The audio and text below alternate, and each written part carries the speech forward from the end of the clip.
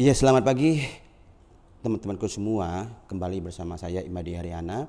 Saya pada saat ini akan membahas berkaitan dengan sisa kemampuan paket. Nah, kita tahu bersama untuk sisa kemampuan paket ya ini sekarang sudah diterapkan baik itu kecil, menengah dan besar. Namun perhitungan untuk kemampuan paketnya ini tentu berbeda ya antara kecil dan menengah dan besar.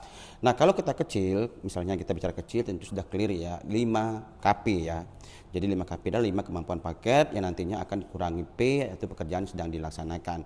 Nah, untuk yang non kecil, menengah dan terbesar dengan nilai paket di atas 15M itu perhitungannya KP-nya adalah 6. Namun kemudian dari perhitungan lain juga dapat digunakan 1,2 kali N yang dimana adalah yang dihitung pengalaman melaksanakan pekerjaan konstruksi terbanyak yang lakukan secara bersamaan dalam 5 tahun terakhir. Lalu kemudian ya bagaimana misalkan ini pertanyaan yang muncul ya, bagaimana misalkan peserta tersebut tidak menyampaikan pengalaman 5 tahun terakhir bersamaan. Contoh misalnya sekarang 2021, maka pengalaman yang dapat itu secara bersamaan yang dilaksanakan oleh peserta yang mengikuti tender tersebut 2017 ya berarti ya itu tidak disampaikan, maka tentu Pokja pemilihan tidak dapat menghitung 1,2 kali N ya.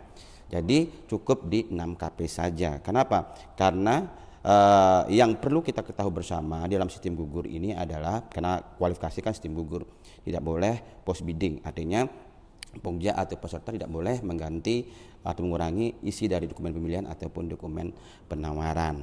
Nah, mungkin contohnya untuk perhitungan 1,2 kali N juga banyak juga dipertanyakan bagaimana menghitung 1,2 kali N.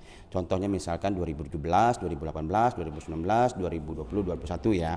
Misalkan di 2017 dia memiliki paket pekerjaan konstruksi yang dilakukan secara bersamaan itu adalah 10 paket, lalu 2018 6 paket, 2019 misalnya 7 paket, 2020 misalkan 8 paket dan 2021 misalkan 9 paket, maka yang dihitung bersamaan ya itu adalah di 2017.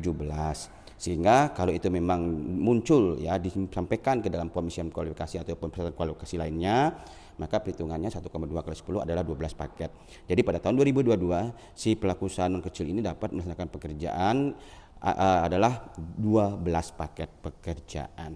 Nah, itu saya sampaikan ya dengan bahan materi yang sederhana, tetapi saya yakin apa yang saya sampaikan ini sangat bermanfaat buat teman-teman khususnya Pokja pemilihan dan tentunya juga penyedia dalam mempersiapkan segalanya berkaitan dengan SKP ini untuk mengikuti tender.